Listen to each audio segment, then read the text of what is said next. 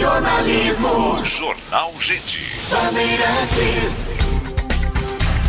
Agora 8h25 aqui na Rádio Bandeirantes, Jornal Gente, no nosso estúdio, o governador do Rio Grande do Sul. É um prazer tê-lo aqui conosco, o governador Eduardo Leite. Seja bem-vindo, bom dia. Bom dia, Thaís. Bom dia, Pedro, Sônia. Bom dia, Cláudio Humberto, que estamos acompanhando também virtualmente. Bom dia. É um prazer poder estar aqui conversando com vocês. Governador, o senhor hoje está na capa de todos os jornais, portais, por uma declaração que o senhor teria dado no final de semana e que está sendo interpretada como um aceno do senhor com a possibilidade de concorrer à reeleição no Rio Grande do Sul. Conta para o ouvinte da Rádio Bandeirantes o que é isso, governador. Bom, eu estou na política desde bastante cedo. Eu virei vereador, concorri a vereador aos 19 anos, lá na minha cidade de Pelotas. Fui depois prefeito e não concorri à reeleição como prefeito. Eu tenho uma crítica assim, ao Instituto da Reeleição no nosso sistema político brasileiro. Eu acho que quando você tem a fragmentação de partidos que a gente tem aqui no Brasil, se torna especialmente complexo governar, e eu não concorri à reeleição, ajudei a eleger minha sucessora, 2 anos fora da vida pública ali, voltei como governador do Rio Grande do Sul. E eu não tenho dúvida que só consegui fazer as transformações do Estado do Rio Grande do Sul tão profundas que eu consegui fazer. O Estado não conseguia nem pagar salário dos servidores, atrasava o pagamento a fornecedores, tinha passivos aí de pagamento a hospitais, fornecedores de medicamentos, os municípios sem receber os repasses. Eu consegui arrumar isso lá com apoio da Assembleia Legislativa também porque eu disse que não seria candidato à reeleição. Isso nos ajudou a ter uma melhor condição de articulação política com os outros partidos da nossa base. E um crítico da reeleição. Agora, há um apelo, de fato, de um grupo de pessoas, do meu próprio partido, do PSDB, demandando que eu reconsidere essa posição. Eu fico até envaidecido com esse pedido, com esse convite, mas mantenho a minha crítica à reeleição. A gente está conversando, é claro que me sensibiliza os apelos que têm sido feitos, mas eu sempre digo, não deve ser sobre a pessoa, deve ser sobre o projeto, né? Se nós tivermos a condição de tocar e continuar esse projeto no Rio Grande do Sul, podendo passar o bastão, eu acho que é o curso natural das coisas, é como eu prefiro que aconteça. Agora também, assim como eu tenho convicção sobre a reeleição, eu também pode perder a continuidade desse trabalho que botou o Rio Grande do Sul em capacidade fiscal diferenciada agora, né? Inclusive, governador, recentemente, desculpa, Cláudio, só para concluir aqui, o presidente do PSD, Gilberto Kassab, que hoje é considerado um grande articulador político no Brasil, declarou que o senhor poderia ser um bom candidato à presidência da República pelo PSD. Houve, de fato, tratativas a esse respeito? Conversei, sim, com o presidente do PSD, o Kassab. Tivemos já boas conversas, temos novas conversas programadas, assim, né? Porque acho que tem que ser tarefa de todos nós também buscar ajudar a construir alternativa a essa polarização que aí está dada entre Bolsonaro e Lula, né? Acho que uma boa síntese sobre essa polarização que a gente está vendo em nível nacional é uma frase que eu vi de um grande empresário nacional que dizia que nós não podemos ficar entre o inaceitável e o indesejável. Não é uma boa polarização essa para o Brasil. A gente tem um governante insensível no presente, com muitos problemas de gestão. Tá aí, o Brasil vai ficar estagnado economicamente esse ano, quando o mundo está crescendo. Isso significa menos emprego, menos inflação em alta, tirando poder de compra, mas nem por isso a gente pode aceitar voltar a um governo lá do passado, que também ajudou a cavar problemas econômicos, porque vamos lembrar, segundo o governo Lula, ele, com a chamada nova matriz econômica daquele governo, foi onde começou a cavar um buraco nas contas públicas que no governo Dilma explodiu. Mas começou ali no segundo governo Lula, além dos casos de corrupção, que a gente não deseja ver reedição. Então não dá para ficar nessa polarização. E eu acho que boa parte da população tem essa percepção. Não tem um problema de demanda, tem problemas que aí estão postas na chamada terceira via ou na alternativa que se busca criar, não conseguem até aqui cativar, sensibilizar a população. E por isso a gente tem que ter disposição de conversar sim sobre um projeto nacional. Então eu tenho mantido essas conversas, elas estão num estágio, vamos dizer assim, incipiente, muito iniciais, mas vamos ver o que nos reserva aí nessas conversas, o que a gente pode colaborar no cenário nacional também. E olha, antes de passar para a pergunta do Cláudio Humberto, eu quero dizer para o ouvinte da Rádio Bandeirantes que estamos em rede agora, com o governador do Rio Grande do Sul, Eduardo Leite, no estúdio da Rádio Bandeirantes, com o canal 24 Horas de Jornalismo do Grupo Bandeirantes de Comunicação e também com a nossa querida Rádio Bandeirantes de Porto Alegre, 94.9 no Rio Grande do Sul, ao vivo conosco aqui com a Rádio Bandeirantes. Cláudio. Governador, bom dia, bem-vindo ao nosso programa. Eu queria saber o seguinte, essa sua decisão de disputar a reeleição tem a ver com a decisão, claro, anterior, de abrir mão ou desistir da disputa presidencial? Porque, além da conversa que o senhor teve com o Gilberto Kassab, a gente sabe da conspiração que há no PSDB para impedir a confirmação de João Dória presidente, não é? E o senhor foi derrotado por ele nas prévias. Eu queria saber isso, o que é que o senhor pensa disso, de um partido que promove prévias, escolhe ou elege uma de suas opções, e todos aqueles velhos filiados do PSDB que não gostam do Dória passaram a dizer, enfim, passaram a esquecer aquele discurso que a gente ouviu muito durante as prévias, né? De que, olha, vamos respeitar a vontade do partido, etc. Teve a ver com isso? O que é que o senhor pensa dessa conspiração de velhos tucanos, né, contra a candidatura do Dória à Inura? Isso teve a ver com a sua decisão de largar isso de mão e cuidar da sua vida no Rio Grande do Sul? Olha, Cláudio, a gente pode ter nessa situação várias motivações, né? Eu não vejo uma conspiração. O que eu vejo da minha parte, posso falar por mim, eu respeito as prévias. As prévias escolheram o candidato do PSDB. E isso dá legitimidade à candidatura pelo partido do João Dória. Mas nem por isso a sua candidatura não pode o deixamentos. Eu fui eleito governador do Rio Grande do Sul. Isso não significa que eu tenha legitimidade para fazer o que eu quiser. Eu sou contestado, tenho oposição, tem gente que critica, que reclama, que se opõe, que faz a contestação. Democracia não é só a oportunidade de escolher um candidato. A democracia é também a oportunidade da contestação pelos vencidos. Num processo eleitoral, aqueles que foram derrotados nas eleições de 2018 têm toda a legitimidade de questionar o eleito pelo país. Então, dentro do partido, a mesma coisa. O candidato escolhido tem a oportunidade de buscar a sua viabilidade e nem por isso deixará de ser contraponto, especialmente quando a gente vê dificuldades do ponto de vista eleitoral. Já passaram mais de 2 meses das prévias, né, 2 meses e meio, e não só o candidato escolhido, o governador João Dória, não cresceu, como caiu nas pesquisas. E a rejeição dele continua crescendo, o que é extremamente preocupante. Eu tenho dito o seguinte, as prévias deram ao partido um candidato, não deram o partido para o candidato. Então, o partido tem uma história, tem 30 anos, mais de 30 anos, tem todo o direito, sim, os seus filiados. Eu tenho 20 anos de filiação ao PSDB, ali entre esses grupo que faz este questionamento, que tem demandado uma estratégia, qual é o plano de voo, como eu disse, a candidatura escolhida. Nós temos pessoas que estão desde a fundação, que fundaram o partido.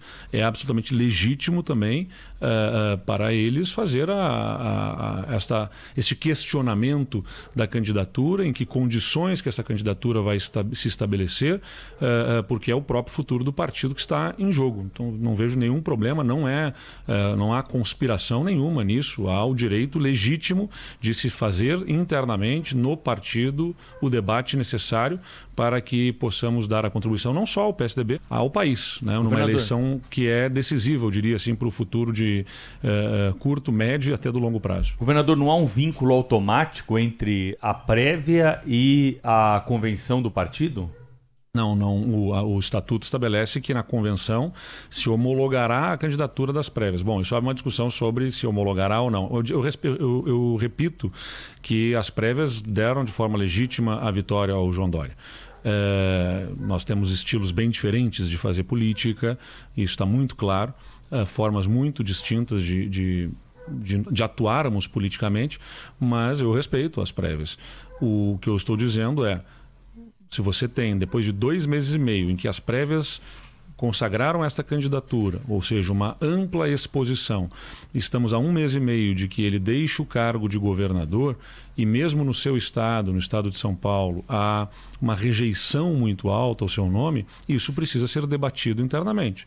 Não é algo que automaticamente tire a candidatura, mas é que abre a oportunidade de se discutir, inclusive demandando qual será o caminho que será tomado para reverter esta posição, né? Ou seja, qual é a estratégia, qual é o plano de voo, como eu disse, que o candidato tem, porque, como eu insisto, é o partido que passou a ter um candidato e não um candidato que passou a ter o partido para ele. O partido precisa fazer os questionamentos. Eu, como governador, insisto, eu preciso prestar contas à minha população, para os que votaram e para os que não votaram em mim também. Ter sido eleito governador do Rio Grande do Sul não me dá o direito de simplesmente ignorar questionamentos e fazer o que eu bem entenda. Eu tenho que renovar a confiança todos os dias. Aliás, eu sempre falo sobre isso na política, que confiança depositada nas eleições de um domingo, lá naquele domingo, em outubro de 2018, que eu fui escolhido governador, não é um negócio que eu guarde no bolso esses votos ou num cofre e esses votos são meus. Eu tive esses votos e essa confiança naquelas condições, naquele domingo. E eu preciso buscar renovar essa confiança todos os dias do meu mandato. Então, todos os dias, sempre buscando prestar contas, falar com a população de alguma forma, né? Manter essa confiança da população para poder trabalhar os temas do Estado. Eu entendo que no partido a mesma coisa. Nas prévias, naquele final de novembro, o candidato venceu, ele precisa renovar essa confiança dentro do partido, e para renovar a confiança com baixo índice de votos, ele tem que mostrar que tem capacidade de reverter esse jogo.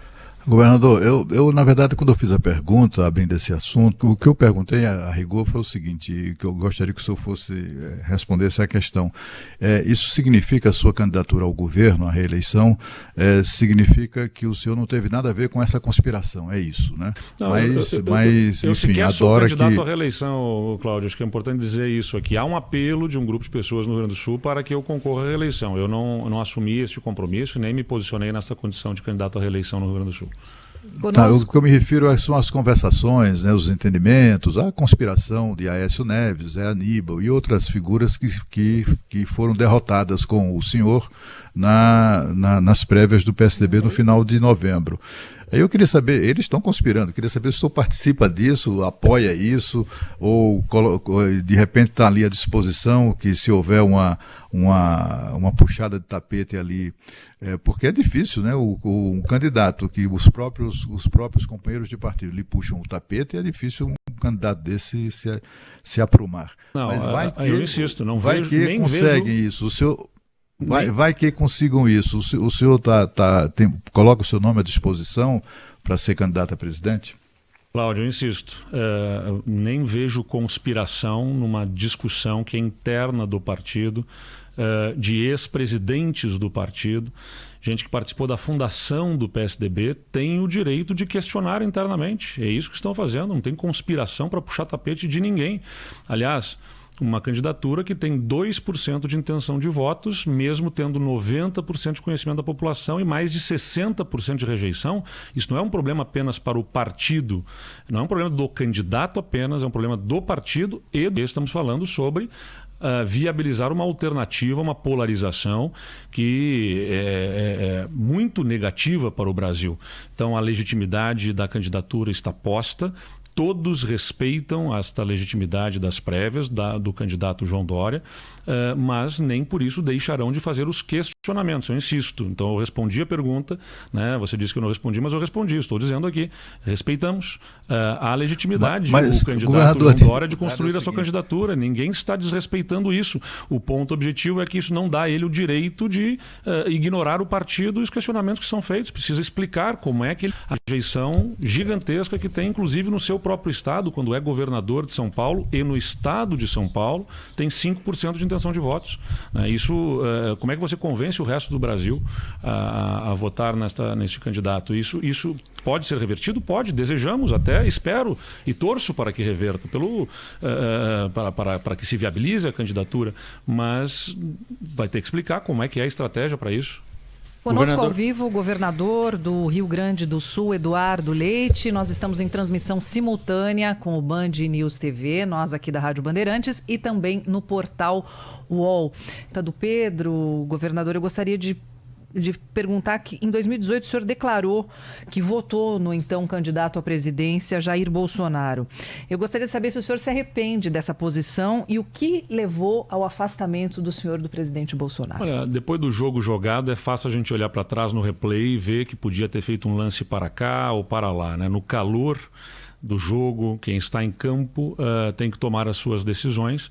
O que nós tínhamos naquela eleição de 2018 era, de um lado, um partido político que tinha protagonizado os grandes escândalos de corrupção, mas não só isso, insisto, um programa econômico no Brasil a 14 milhões de desempregados, que tinha a mais profunda recessão econômica já registrada na nossa história. 2015 e 2016 foram 2 anos consecutivos, como nunca se observou na história do país, de recessão econômica, gerando graves problemas de empobrecimento da população.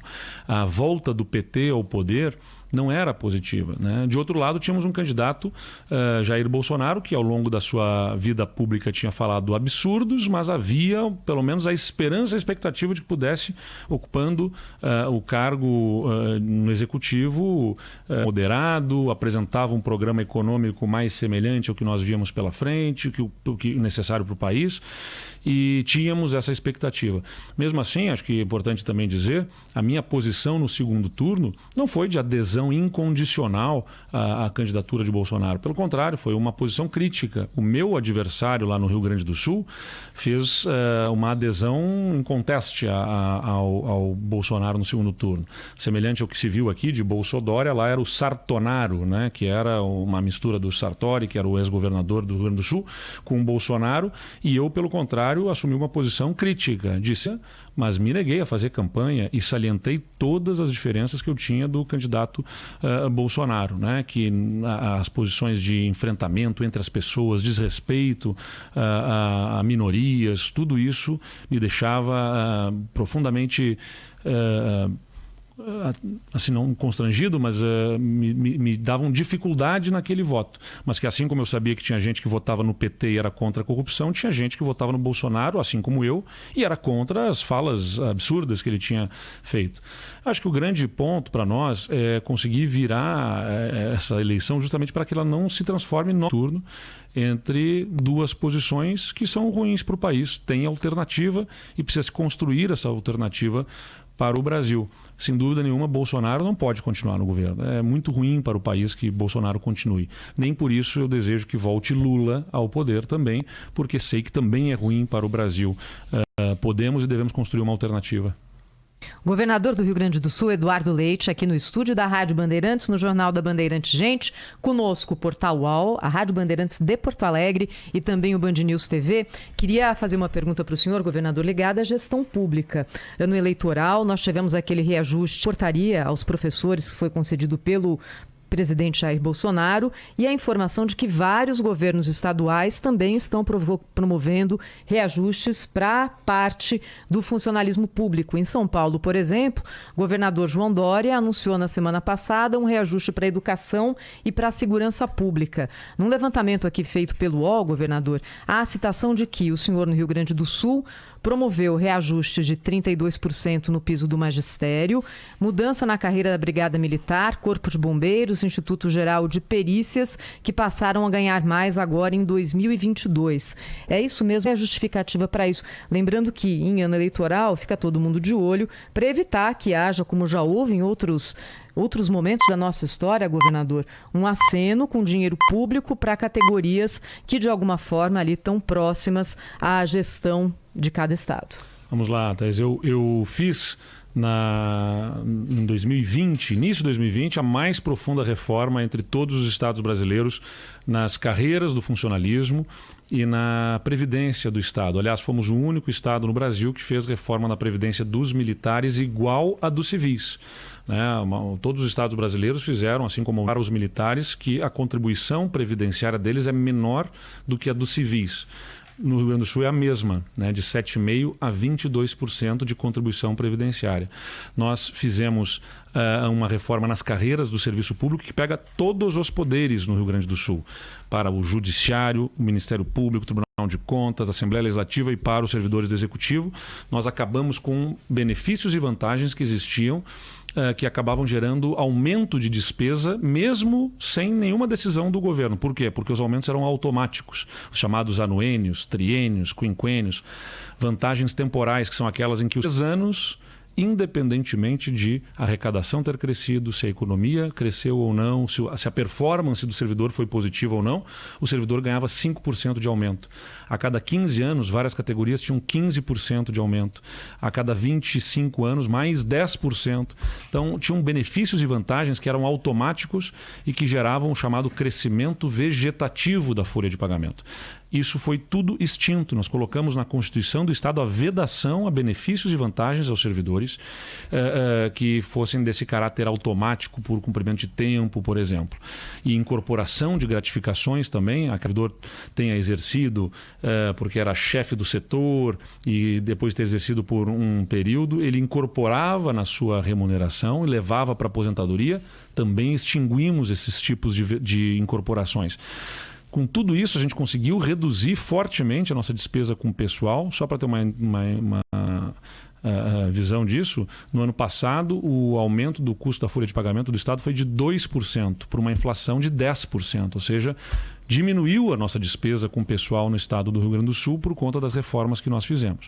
O que nós estamos fazendo agora é, até para o cumprimento da lei nacional, do piso, fizemos o reajuste dos 32%, que foi conferido para os professores. Então, um professor no Rio Grande do Sul que ingressa na carreira, hoje o piso nacional é de R$ 3.800, no Rio Grande do Sul é R$ 4.000 a remuneração desses professores, e não é nada fácil a gente viabilizar isso, porque o Rio Grande do Sul tem uma situação de ter 2 professores aposentados para cada professor que está em sala de aula. São 60 mil professores em sala de aula e 110 mil professores aposentados e pensionistas.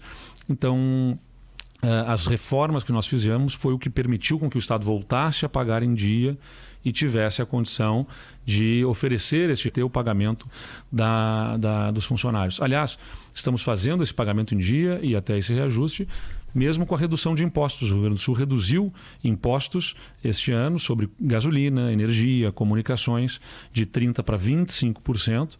E até houve um fenômeno, semana passada destacado, que enquanto houve inflação contrária do movimento inflacionário no Brasil por conta da redução de impostos e o impacto que tem no custo de vida da população. Falando sobre isso, por que o Rio Grande do Sul tem uma das... Redução contrária do movimento inflacionário no Brasil por conta da redução de impostos e o impacto que tem no custo de vida da população. Falando sobre isso, por que o Rio Grande do Sul tem uma das garas do país? Não tem. Acontece? Essa é a verdade, não tem. Não, Bagé não é o líder aí no levantamento isso da ANP? pode ter acontecido no ano passado ainda por conta desses impostos mais altos.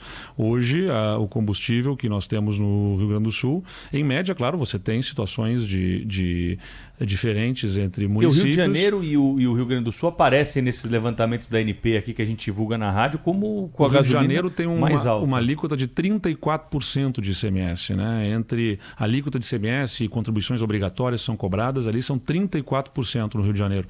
No Rio Grande do Sul era 30% e agora são 25% de ICMS. Então, atualização dessa planilha, eu tenho segurança de que o Rio Grande do Sul não figurará. E qual que é a saída para derrubar o preço do combustível no país? Preço da energia elétrica e do combustível é o que aumenta a inflação. O senhor tem alguma fórmula? O senhor tem alguma ideia do que precisaria ser feito nesse momento para baixar o preço do combustível? Seguramente uma reforma tributária pode ajudar, mas você não pode simplesmente olhar isoladamente o custo do imposto sobre o combustível.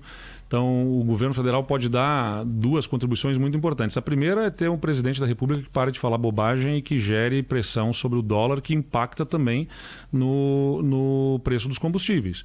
Quando eu falo bobagem, é constantemente sinalizar que não cumpre teto de gastos, que não vai, gerar algum tipo de desajuste nas contas, que despreza as contas públicas, né? Presidente, aproveitando o gancho do senhor, o governo federal deveria ter sido mais ambicioso nessa agenda de reformas que se propôs no início da campanha. Sem dúvida. Não houve. A reforma que evoluiu mesmo foi a da Previdência, que veio do governo anterior, né? O governo Temer esteve às portas de aprovar a reforma da Previdência, então amadureceu todo o debate. No primeiro ano deste governo conseguiu avançar. Agora, a reforma administrativa nada ambiciosa a que foi mandado para o Congresso, e nem esta o governo atuou para realmente viabilizar reforma tributária, que ficou completamente pelo caminho.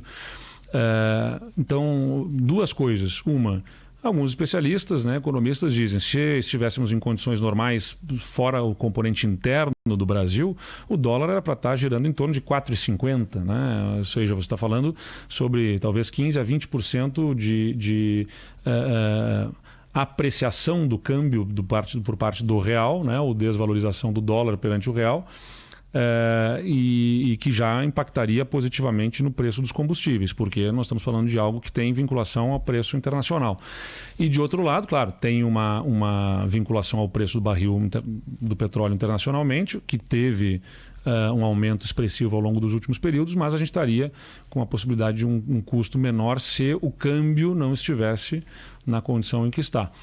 De outro lado, a questão da reforma tributária, como eu disse, pode ajudar a distribuir melhor este custo tributário nos diversos itens. Você tem no Brasil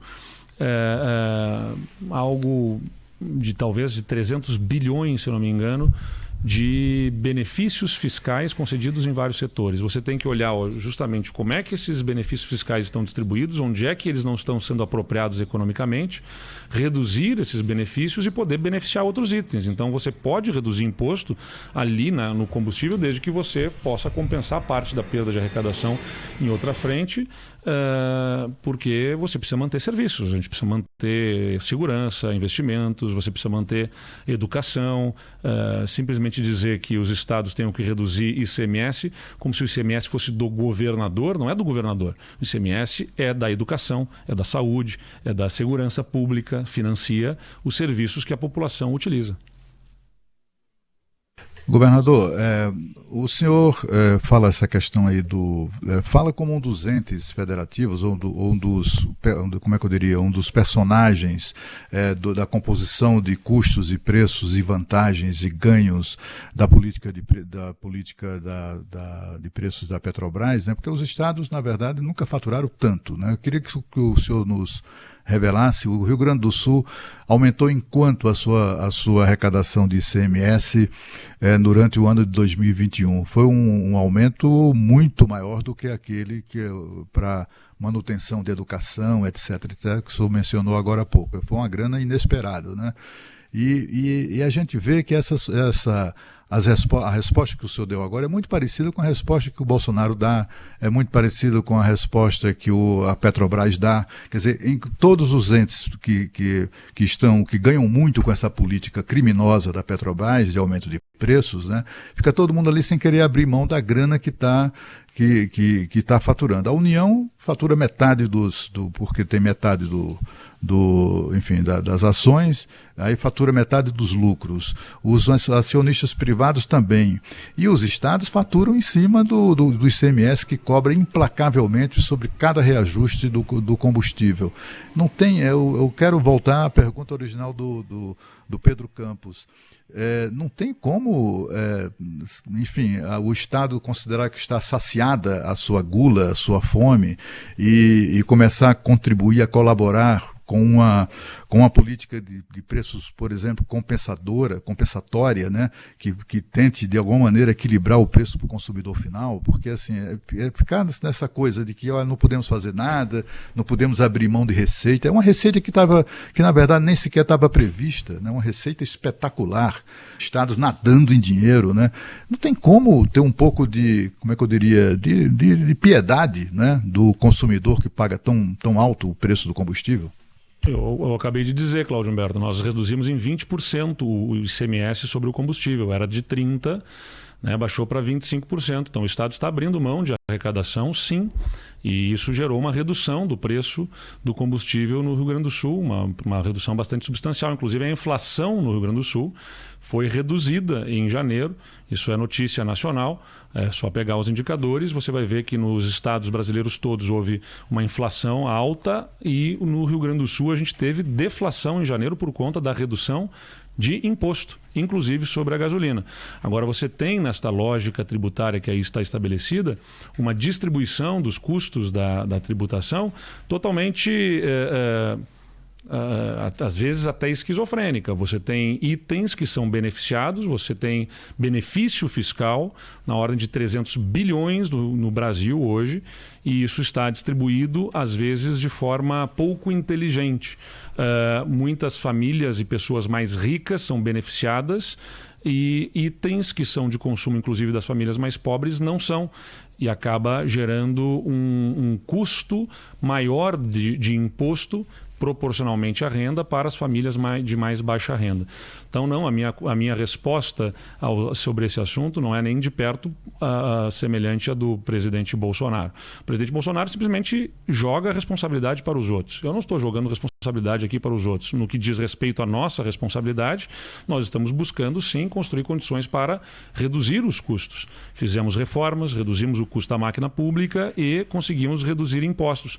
No ano passado, em relação a 2019, aliás, a 2020, nós tivemos um incremento de ICMS na ordem de 15% a 20% no estado do Rio Grande do Sul. Mas é importante lembrar, 2020 foi o ano da pandemia em que houve forte perda de arrecadação. Mesmo assim, esse movimento de ganhos de arrecadação no estado tem sido também compartilhado com a população na forma de redução de impostos. A alíquota básica de ICMS no Rio Grande do Sul era de 18%, caiu para 17%. A alíquota sobre combustível, energia e comunicação, que era de 30%, caiu para 25%. Alíquotas internas de ICMS no Rio Grande do Sul, que eram de 18%, caíram para 12%. E quando alguém compra algo de fora do estado do Rio Grande do Sul, pagava a alíquota interestadual de 12% mais 6% de diferencial de alíquota, e nós acabamos com esse diferencial de alíquota. Se paga apenas a alíquota interestadual de 12%. E o Rio Grande do Sul é o único estado que tem um simples estadual que dá benefícios adicionais ao Simples Nacional, com redução de impostos também para pequenas empresas. Então nós estamos entre as menores alíquotas de imposto do Brasil, depois de sermos um estado que tinha um desajuste fiscal gigantesco, não conseguia nem pagar as contas, botamos as contas em ordem, temos as contas em ordem e ainda reduzimos impostos para a população e fazendo investimentos históricos como estamos fazendo. Governador Eduardo Leite, governador do Rio Grande do Sul, aqui no estúdio da Rádio Bandeirantes, em rede conosco, Band News TV, o Portal UOL e a Rádio Bandeirantes de Porto Alegre. Governador, para a gente terminar a nossa conversa, eu queria perguntar para o senhor sobre o quadro hoje da pandemia de Covid no estado do Rio Grande do Sul. Nós trouxemos dados excelentes referentes aqui à condição de São Paulo, com uma queda muito considerável sentida nas últimas semanas. Como é que está o Rio Grande do Sul e o senhor já antevê a data para flexibilizar o uso de máscara no estado? O Rio Grande do Sul também observa essa redução em internações, em casos, internações em leitos clínicos e internações em leitos de UTI, né? Depois temos observado um período de aumento ao longo do mês de janeiro, principalmente. Início de fevereiro a gente já começa a ver essa estabilização e a gente está vendo a redução nas internações em leitos clínicos e em leitos de UTI, bastante expressiva ao longo dessas últimas semanas, nos últimos 10 dias especialmente. E o número de casos também, né? Caindo fortemente os casos diagnosticados. Então, era como nós esperávamos, né? Depois de observar o início desse crescimento lá nas primeiras semanas de janeiro, observando o que tinha acontecido em outros países, havia essa expectativa que cresceria muito rapidamente, mas que no início de fevereiro estaríamos observando essa redução. A flexibilização do uso de máscaras, há uma discussão sobre a possibilidade de flexibilizar na medida em que existe uma lei federal que exige o uso. Eu até já apontei isso ao próprio presidente da Câmara e ao próprio ministros próximos ao presidente da República. A lei federal, que foi aprovada em 2020 ainda, dá conta do uso em espaços públicos e não faz distinção entre lugares abertos e lugares fechados. A rigor, nosso entendimento é que deveria haver uma mudança da legislação que permitisse essa gestão sobre o uso de máscaras. Mas o Rio de Janeiro fez isso. na nossa visão, de forma irregular, né? Porque a legislação não estabelece essa diferença entre a legislação federal, ela se impõe, e os estados têm o poder de ser mais restritivos, mas não menos restritivos, segundo o entendimento do STF. Mas, se houver um entendimento de que possa haver essa flexibilização, eu entendo que é possível que a gente volte a pensar aí nisso, talvez para o início do mês de março, ou na segunda quinzena de março, podermos excepcionalizar o uso de máscaras em ambientes abertos, né? Nos ambientes fechados, acho que é sempre importante que a gente mantenha aí o distanciamento e o uso de máscara. Governador Eduardo Leite, do PSDB do Rio Grande do Sul, esteve ao vivo no estúdio aqui da Rádio Bandeirantes para essa entrevista que você pode acompanhar e vai ficar disponível no YouTube da Rádio Bandeirantes. Obrigado pela presença.